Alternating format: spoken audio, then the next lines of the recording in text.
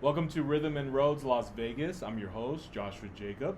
On today's series of Everything is Possible, I have a very special guest. She's from Las Vegas. She's a physician, singer, songwriter, recording artist. Welcome, Linda Woodson, to the show. Thank you. Hey, Linda. Hi. Well, thank you so much for even accepting my invitation to come on the show, and I look forward to hearing your story and the journey from the start. Well, I'm excited to tell my story. Well, yeah, I mean, very impressive. A physician, like, whoa, like that's like really like anything else you know how to do. I bake great cookies. No. Oh well, that's a plus, guys. Yes, I love cookies, so thanks for even sharing that. But yes, we want to get to know. So Las Vegas have seen your shows, they've heard your music. But we want to get to the foundation of Linda Woodson, of where it all started, not just with the music, but very interesting that you went towards physician, so you like to help and care for people, but then you also are a singer and recording artist with a beautiful voice and your music that's like, whoa. Oh, thank you. Yeah, but let's start with that. Let's start with the foundation of Linda, of what's the desire wanting to be a physician. Okay, so I'm originally from Los Angeles. Oh, you are? Yes. Cool. And I was born the fourth of 6 children. And so growing up, my mother at a very young age, and I'm not really sure what she saw in my older siblings, but when I was in kindergarten, she told me I was going to be a doctor. So I never thought anything different. And so just in school, I was always approaching things with that mindset, though I loved music. And being the fourth, I kind of sometimes got lost in the shuffle, so I was often in my own little world. And in that world, I found music and singing and, the arts and crafts. And so I was drawn to that, but I also had this mission of becoming a doctor. So that was kind of how I matriculated through school with that in mind and college and whatnot. But wherever I was, I went to MIT undergrad, so it was engineering school, but I found myself doing musical theater and being in the chorus there, and kind of the same thing when I went to med school. I joined a church choir and I started doing open mics when I could, and so it was always a part of me. Then I moved here in Vegas when I finished my residency, and at that time started having my family. And when they were old enough, I started seeing auditions for like musical theater, because that was also a love of mine. Oh, okay. So every now and then I would like do a community theater show, and just kind of sneaking it in there while establishing a practice. And as they got older, different opportunities would just come out of the blue. I was invited to join. Well, first I had a patient who approached me about doing a CD, because I always wanted to do a CD of music. And so he produced my first CD, which was more just covers of jazz tunes, because I would always follow jazz. But there was one original on that song, and then from there I was driving one day and I met another person who was producing, and at that point I started doing more of my own writing. And then kind of one thing led to another. I started taking vocal lessons from someone who introduced me to someone who had a jazz ensemble group, so I joined that. Wow. And then, so everything is just kind of one door would open, and so I just kind of started doing different things. And as my kids got older, it allowed me to do more in music and really focusing on writing. I always loved poetry, but never really thought of myself as a songwriter. No, is that right? Well, to me, songwriters had long hair and played guitar and had cats. I remember like Tapestry of Carole King. I remember seeing that, so I was just like, well, that's a songwriter. Stevie Wonder. I don't play the piano like that, so I never really thought of myself as that. Interesting. But with time and working with other musicians and artists, that part became more a part of who I am as an artist now. Wow. What an answer, jeez. Oh, sorry. What a beautiful answer. Like, everything was just so the flow. That wraps it up, guys. I mean, after that, how can I Show over. Yeah, how can I even go further with that? Like, oh, no, so thank you again for sharing chapter 1 of your life in that. But it's really interesting that your mother spoke that seed of being a doctor, right? But did that ever occur to you that you were like, I don't want to be a doctor?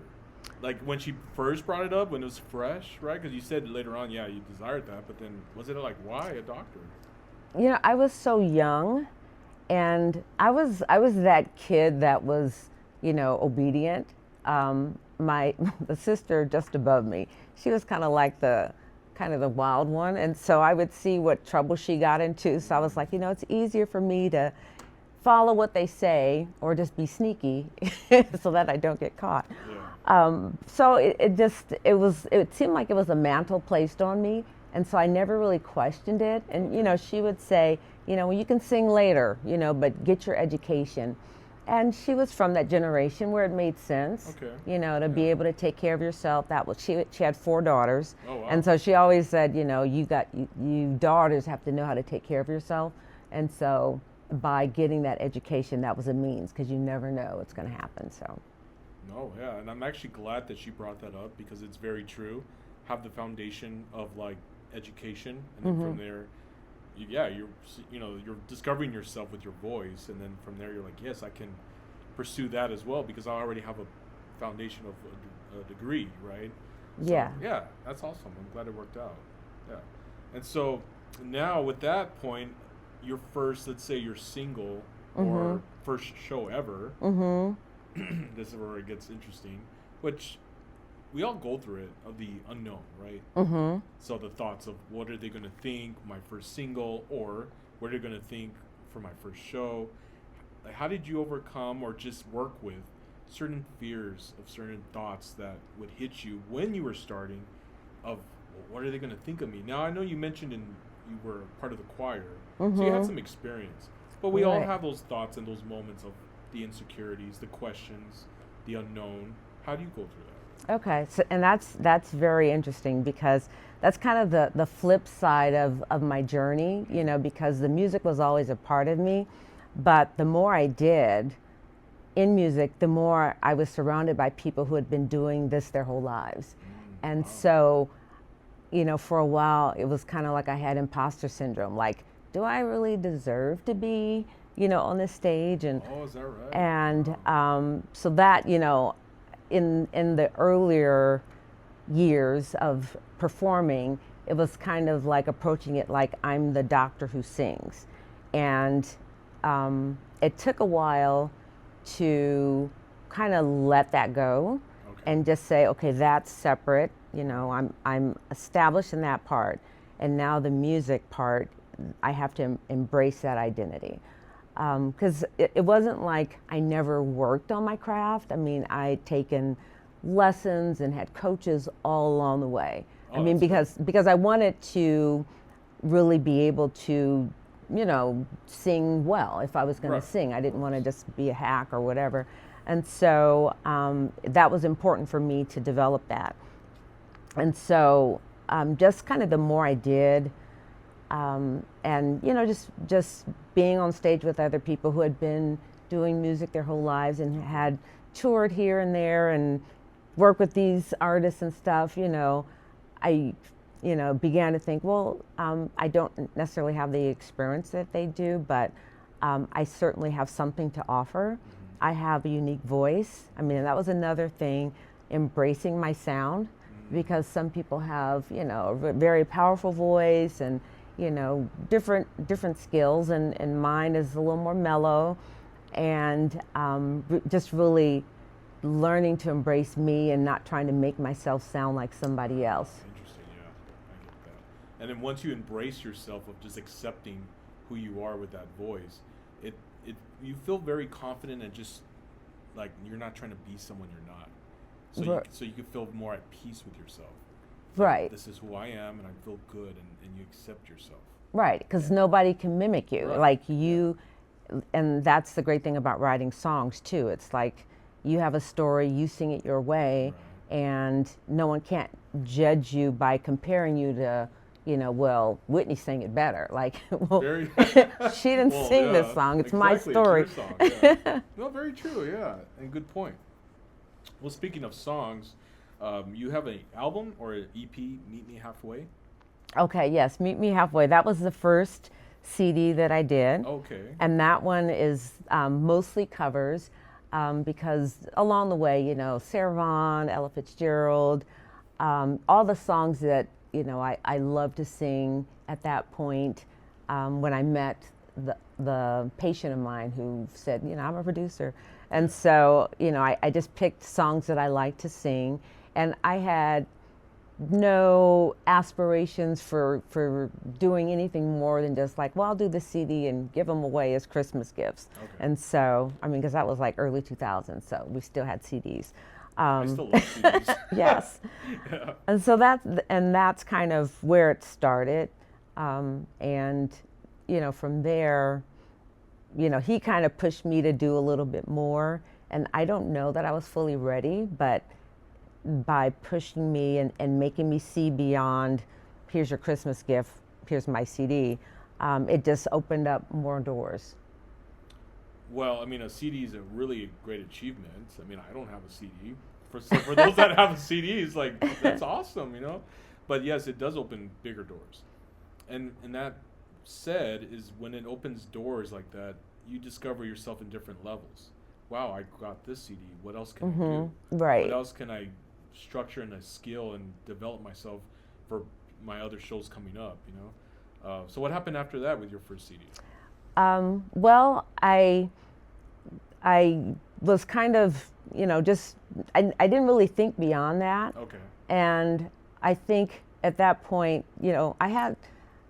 I got this car and I had a personal license plate, which I had never had before, and it said Sing Jazz. So I was driving, and then someone like stopped me at a stop sign and said, "You sing jazz?" And I was like, "Yeah." And so he said, "Well, I'm a producer, so here's my info, and you should come out and check out my studio." And so I said, "Okay." And I know that's like very risky, but Well, yeah. but I'm just, I was like just receiving every opportunity because I feel like God put this music thing in me, and it never died. And so for that reason, when opportunities open, at least consider them and don't be afraid to walk in the door. I mean, of course, be safe and don't go into a dark alley. But, just, be open to the opportunity. So then I did go and saw a studio, and then we worked on an EP of all original music. And so that was kind of my first experience in just really writing pretty much from scratch an entire project. Okay. And so from that, I learned a little bit more about producing and writing, and then I kind of went rogue and just started doing my own thing. And some of it maybe musically didn't make sense, but it was kind of like me having this purging of poetry and thoughts that I had. And that was, I think that project was Daisies and Butterflies, which was like my second full CD, because in between there was the EP that I did with Chuck Simone, who was the producer for the EP. Oh, all right. Oh, interesting. Well, moving on to that EP, the one I mentioned. As of right now, what is next for you on upcoming songs? Well, I have in my phone like lots of little song ideas. Yeah. And so periodically I go in and I pull different things out. But I'm working on some original tunes right now. You are? Yeah. So right now it's kind of easier just to get the single out and maybe at some point compile them into something. But just different thoughts, different life experiences. The last single I did earlier this year was My Way Home. Okay. And so that was, kind of reflecting, a point in my life, kind of reclaiming some things. And so I feel like there's a lot of life stories in me. And so I want to put them to music and get them out there. Well, that's good. Now, a lot of your journey as a physician, when you were writing your songs, did you kind of use that chapter of your life as you were mainly a physician before moving into music, that you were would write songs about certain events during that time?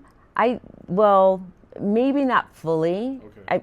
I guess, there were things, experiences not necessarily related to medicine Okay. that I may have written about, but I did sort of a improv lyric thing to the Shaker song by Spiral Gyra, but Manhattan Transfer, they sing the Shaker song.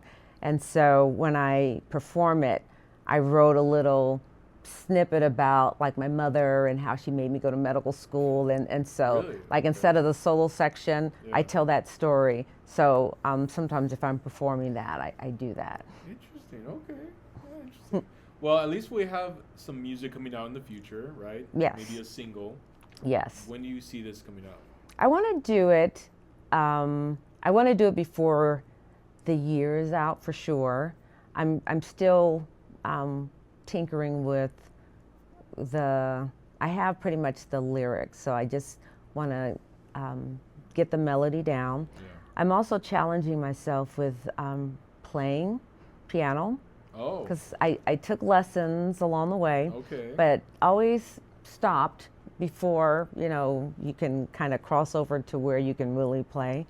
Yeah. And now I'm learning that I don't have to be a virtuoso, but if I can just play the chords, because that's a goal of mine, to at least be able to play maybe a couple of original tunes Yeah. on stage. Pretty cool. So that's my next challenge. So with this song that I'm working on now, I'm trying to do that, trying to learn it that way, so that I can be ahead of the game. There you go, and also give a special treat to the fans when they see you. I hope so. Yeah, doing some keys there. That's awesome. I hope so. If I don't, freeze, which I've done. Oh, you have? Oh. Well, on piano recitals. Okay. And my kids and I, this is, when they were kind of in the high school age, we all took piano, and then the teacher would have us do recitals, and I'd be like rehearsing like a crazy person, and they were like all laughing at me. And so then when it came to the recital, I just like stopped, and I could never finish the song. And they of course could like go. Yeah. They never practiced, and they could go and play their songs. So that was like a joke of Oh, my interesting. kids. All Yeah. right. Well, speaking of your kids, are your kids in the music realm as well? They love music. Yeah. No one is performing per se. Okay. My daughter has a beautiful voice. Actually, all my kids have great voices, and they've all taken piano or other things, but no one has embraced it to the point where they're Wanting to record a performing. song or- Yeah. Okay. Did they ever say why though? Like if they have that? I think that if it's in them, they will. They will. It will come to them at some point. I mean, I started, later, in my life as far as really performing and doing that thing. So I think they have time. They one son, he's kind of self-teaching himself guitar, and Oh, he is. yeah, Good for and him. so I think they'll find it, Yeah. if they want to do that. Nice. And speaking of that, it's always that what's meant for you will find you. Yes. So I think if they're meant to go that direction, it's going to open those doors of when that opportunity will happen, and then you never know. You never know. Yeah, Absolutely. Well, speaking of that, I'm also a believer in faith, and I know that God brings certain journeys along the way, but there's also obstacles and all that. For you, because you mentioned that you were brought up in the church, and as you look back now, I mean, have you really seen just kind of like certain prayers that were answered at times? You're just like, I never thought that would happen, but He knew what I needed. You know what I mean? Like certain journeys of doors opening that you never thought could ever open of opportunity. Absolutely. I mean, I've seen that in music and totally outside of music as well. And so I think that whatever I'm doing now, even, a few years ago, I wouldn't have thought that I would do like cabaret shows, which is my favorite, like being able to tell a story and weave a song into it. And so that's the musical theater part of me really embraces that. Yeah. So, but, just meeting people randomly and being given an opportunity. And it's like, I didn't have to audition? You're just like calling me out of the blue. Like you, like, just kind of reaching out and saying, hey. And I was just like, okay, sure, yeah, that sounds great. So things like that, which I believe, you know, God opens these doorways. And my challenge is to not be afraid to walk into the door. And if I am given that opportunity, embrace it. And if nothing else, you'll learn from it. You'll grow from it. Right. And that's how you develop your craft, your skill. Yeah, no, well said. And it's very true. The fear can sometimes stop you from an opportunity that God put in front of you. And if you answer that call and do that step, you'd be surprised of just in the moment of when you need that encouragement or that confidence, He will provide that along the way. Absolutely. He will not give you something if you're not ready for it. Absolutely. And He gives it to you. He will prepare you even in that moment when you step on stage or at the mic at a studio where you're like, where did that come from? Right. I'm not going to leave you empty-handed. Yes. I'm going to provide the rest. Right. You know, it's very interesting because I've been through that. So, Yeah. Yeah. So, well, one thing is, I always ask this with my guests, and the same goes for me, but it's always the question, right? Life is fragile. It's not long. There's that little dash in the center, right? When you're born and the time when God calls you home, for that dash. But when you get to the point of your age of maybe in the 80s, 90s, and you look back, your music will always be there. The shows that are recorded and people are still viewing it. But with you, what would you want your fans and your family and your friends to remember you when they look back on Linda Woodson?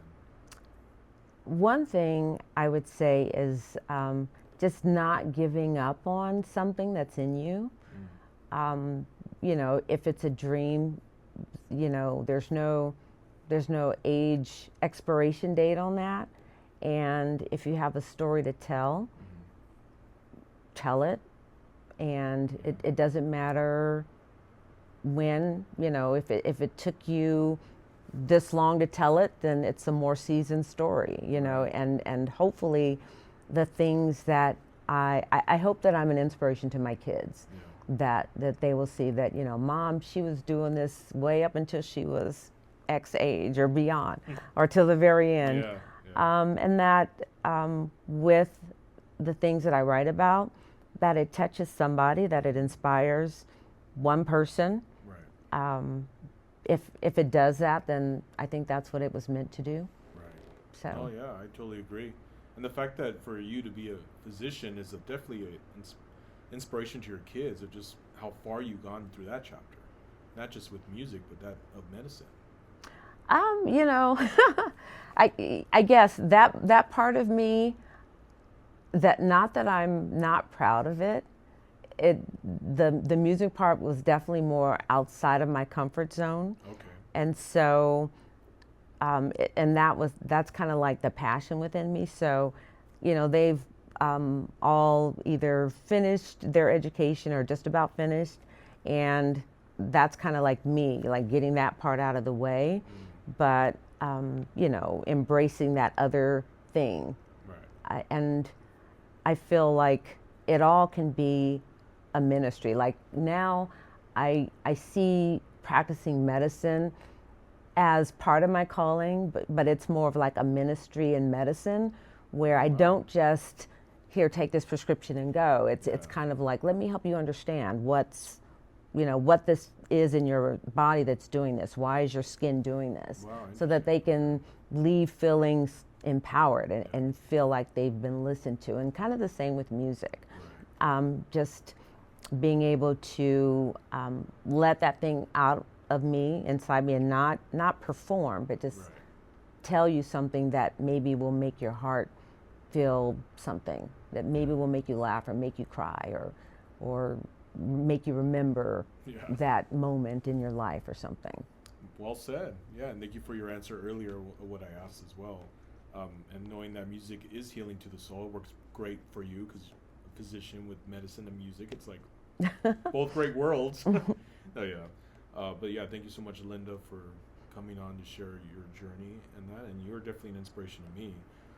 And that's why I do the shows, because one story can impact someone's life, you know, and I feel like there's people that sometimes give up too easily. I'm not saying everyone does that, but there's times where you're almost at the the verge of opening a door, but because it hasn't opened, you stop, and it's just like you one more week and there could have been, you know. Right.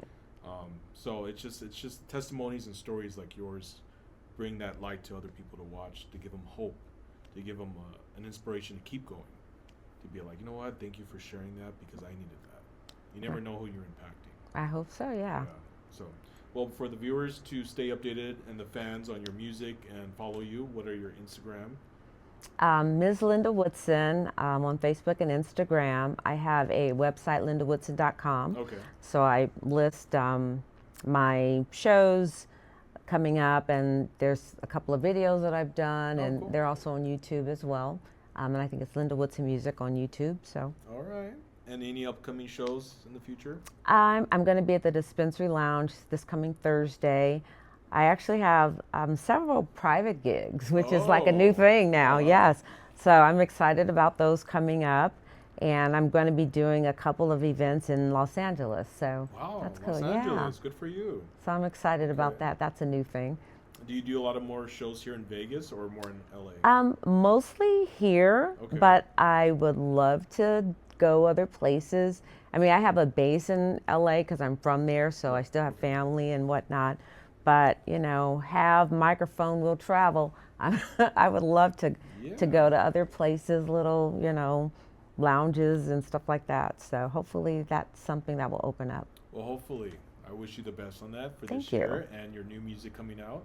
Thank you. In the future.